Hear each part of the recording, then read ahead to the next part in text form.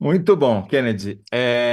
Vamos aqui mudar de assunto, mas não muito, né? Porque nós vamos falar agora no segundo bloco sobre o 8 de janeiro, o ato Isso. que os três poderes convocaram para registrar um ano da tentativa de golpe de 8 de janeiro do ano passado pelos bolsonaristas. Foi um ato conjunto do Executivo, do Legislativo e do Judiciário. Mas, obviamente, o mais interessado nisso era o Lula, né? E teve algumas ausências muito importantes, de peso. Quais foram elas e por que essas pessoas faltaram, Kennedy Alencar? Pois é, a maior ausência de peso foi do Arthur Lira, presidente da Câmara. Ele é presidente de um poder também, né? Alegou ali questões de saúde na família dele e tal, mas ele teve um encontro recente com o Bolsonaro, podia ter pego um avião, prestigiado e voltado, né? Vindo de Alagoas, ter prestigiado a cerimônia que Depois eu vou aconteceu dar um ontem no palpite Congresso de por que Nacional. que eu acho que ele não veio, mas tudo bem. É. Enfim, o Lira é um que flerta com o golpismo. Ele ficou 2 anos na presidência da Câmara durante o governo Bolsonaro, sentado em cima de pedido de impeachment, e a gente viu que foi a gestão do Bolsonaro na pandemia, as ameaças dele à democracia brasileira. Enquanto o Bolsonaro esteve no poder, o Lira foi um aliado dele. Quando o Lula ganhou, o Lira foi o primeiro a cumprimentar o Lula. Então, além do Lira, líderes do Centrão, se o Lira não foi, os amigos dele, o clube dele, deveria ter prestigiado. Não foi e não foram. E muitos governadores importantes, Tarcísio de Freitas de São Paulo, Zema, que chegou aí para Brasília e desistiu, né? Outros governadores, todos eles, Zé, flertam com o golpismo, alimentam o golpismo. Porque havia uma queixa, inclusive uma crítica na imprensa, o Lula está politizando um ato político. É isso mesmo, político politiza ato político, é um ato político, né? Isso é memória histórica, você lembrar para não acontecer mais. É assim que se faz política. O Bolsonaro no dia 30 de outubro do ano passado, de 2022, não reconheceu a derrota eleitoral no segundo turno. Dias depois, ou no mesmo dia, foi ele fazer aquele discurso ali naquele laguinho, no Palácio da Alvorada, dizendo para onde as Forças Armadas o povo vai e eu vou também. Fugiu para os Estados Unidos, tinha minuta golpista, vamos falar disso adiante com o Fábio Sais Silva, que vai ser o nosso entrevistado. Portanto, tinha todo um cenário que justificava esse ato um ano depois. Né? A gente lembra do golpe de 64 para que ele nunca mais aconteça. Tem que lembrar do 8 de janeiro para que ele não mais aconteça. Portanto, o Lira e esses líderes do Centrão e os governadores que não foram perderam uma oportunidade de mostrar maior compromisso com a democracia. Mostram que o golpismo ainda seduz setores da direita brasileira. E o Brasil precisaria mesmo de uma direita democrática, não de uma direita autoritária. Cometeu esse erro. Outros grandes ausentes na minha avaliação, apesar da presença dos comandantes das Forças Armadas no ato ontem lá, com participação discreta, junto com José Múcio, que é esse ministro terrível, ruim, ministro da Defesa, o submisso aos comandantes militares. Não está apontada a participação das Forças Armadas nessa tentativa de golpe. Toledo, esses caras tinham acampamento golpista até 9 de janeiro, um dia depois da tentativa de golpe. Houve o resultado da eleição, as Forças Armadas permitiram acampamento com cozinha industrial, teatro de fantoche, música para cá, picanha, cerveja, uma festa. Aquilo é uma negligência criminosa. Né? O Lula meio que fechou os olhos para isso, colocou o Múcio, que só fica tentando amaciar, tem uma estratégia acomodatícia. O Lula concentrou a energia dele na política externa e nos problemas da economia, que de fato são grandes. Ele quis reorganizar políticas públicas, escolheu as batalhas a travar e perdeu uma oportunidade na minha avaliação, porque desde 1985, quando houve a redemocratização, os militares nunca estiveram tão fortes. Permitiu esse respiro, meio que estão saindo ali de lisos. Né? Vamos ver como é que no Supremo Tribunal Federal esse inquérito, até onde ele vai. Mas é muito ruim essa ideia de anistia e de não olhar para os militares. E por último, né, Toledo, essa coisa não começou no governo Bolsonaro. O Bolsonaro é resultado de um processo político que a gente está vivendo há mais ou menos uma década no Brasil.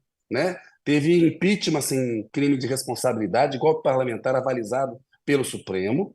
Teve a Lava Jato, que descobriu uma corrupção endêmica no país, mas cometeu crimes para combater o crime, inclusive com beneplácito de ministros do Supremo Tribunal Federal. Houve a normalização do Bolsonaro em 2018, cobrando dele e do PT compromisso com a democracia, quando a gente já sabia quem era o Bolsonaro, né? Então o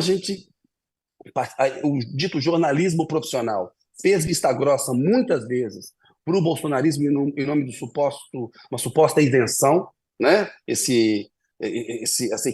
falsa equivalência que a gente viu acontecer. Essas coisas não são de graça. O Bolsonaro não fez ameaça em 7 de setembro e não se sentiu tão livre para ir até onde ele foi de graça. Houve um processo histórico que resultou nisso. Ainda bem, né, que durante a pandemia o Supremo resolveu reagir, que houve uma reação das instituições em 8 de janeiro do ano passado. Agora, a memória histórica tem que ser feita com honestidade intelectual se a gente que não quiser que esses fatos se repitam.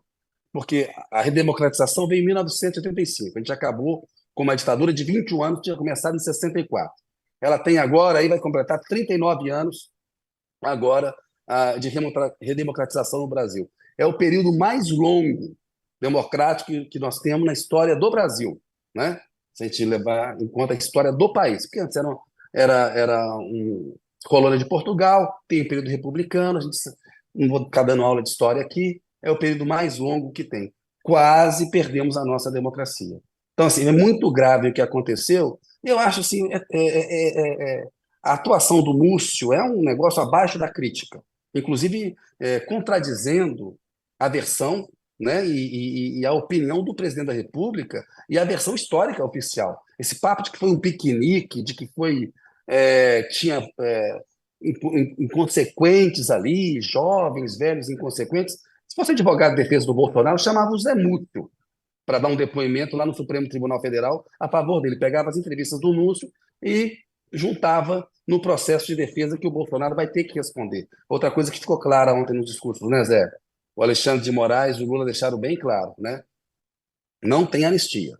Tem que punir para não se repetir. E está na mão do Alexandre de Moraes. Ele foi muito firme. Eu acredito que ao longo de 2024, na virada para 2025, que o Bolsonaro já está sendo julgado já na última instância, no Supremo Tribunal Federal, a gente vai ter uma responsabilização dele, porque ele é o principal articulador dessa tentativa de golpe. Zé, basicamente é isso. Estamos aqui em cima da hora, Zé. Eu só queria fazer um comentário, Kennedy, em cima do que você falou, eu concordo com praticamente tudo que você disse.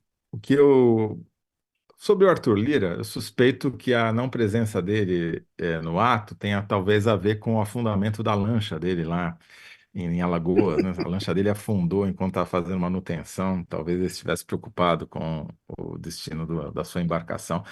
Só É em possível. Alagoas que a lancha dele afunda. Em Brasília, jamais, né? De modo É, algum. A Marinha não deixaria. é Agora, isso. o que minha observação sobre essa história toda aí do 8 de janeiro, Kennedy, é que o UOL fez um levantamento mostrando que todos os generais envolvidos, e não são poucos, né? No Isso. caso, desde o comandante do Planalto até aqueles alocados dentro do palácio que eram supostamente responsáveis pela segurança do palácio e não cumpriram a sua missão, ou seja, a missão dada não é missão cumprida, no caso desses generais e de outros oficiais que estavam ali, é que eles precisam ser responsabilizados para dar o exemplo, Sim. né? E até agora, Isso. embora tenha havido, digamos assim, eles estão sob suspeição, mas não há ainda nem sequer cheiro de que eles vão ser efetivamente punidos pela justiça Exato. militar. Pelo E contrário, o que isso está sendo sugerido é que vão passar é, liso. de jeito, e eu acho que isso daí seria muito ruim, porque o Sim. caminho, como esses números aqui mostram também, qual é? Você tem que fixar um valor. Eu modestamente sugeriria fixar um teto de gastos militares e falar para os militares: olha, vocês decidem agora se vocês querem ficar pagando para as pessoas. Porque dentro desses gastos com inativos, Kennedy, claro que não é a maioria, mas não é pouco dinheiro também o que você gasta, por exemplo, com pensões para Isso. os chamados mortos fictos. Quem são os mortos fictos das Forças Armadas, tanto da Aeronáutica, do Exército, quanto da Marinha? São aqueles militares que desonraram a farda, cometeram crimes às vezes bárbaros, estupro, feminicídio, assassinato, corrupção, formação de quadrilha, foram expulsos pela justiça militar, foram expulsos das forças, da sua respectiva força do Exército, da Marinha e da Aeronáutica, perderam a patente, mas os seus herdeiros continuam recebendo na íntegra a pensão deles, o salário, exatamente o mesmo salário que eles recebiam quando estavam lá. E a maioria, e grande parte deles não está nem sequer presa e continua casada. Ou seja, eles continuam recebendo, mesmo tendo cometido Não. crimes, às vezes bárbaros, entendeu? É um privilégio inaceitável, né, no século XXI. Zé, Então, temos que correr aqui, ó. A enquete está no ar. Quem respondeu melhor no primeiro bloco? O que aconteceu com os gastos militares sob Lula? Toledo. Gastos militares caem mais sob Lula, mas inativos custam 10 vezes a tecnologia? o Não, gasto com não. tecnologia. Eu fiz uma adaptação aqui, Ah, tá Kennedy, ficou bom. assim: gastos com Tá bom. defesa caem sob Lula, mas militares inativos custam cada vez mais. Boa, vamos ficar com essa daí. Pessoal, se Tá. der para a gente corrigir lá. Uhum. Público, gastos ficaram na mesma, mas o governo poderia ter gastado mais com o que importa. É isso aí, Zé. Tem aí uns comentários aí sobre os militares e tal. E qual é a Arthur sua Lira. síntese, Kennedy? Rapidamente, minha síntese é a seguinte: Lira, Centrão e oposição alimentam golpismo ao cogitar anistia para 8/1. Porque é isso que eles estão falando lá. Quando eles não vão no ato e eles ficam conversando, eles querem fazer uma acomodação, como o Múcio está fazendo com os militares. É essa aí. Lira, Centrão e oposição alimentam golpismo ao cogitar anistia para 08 do 1.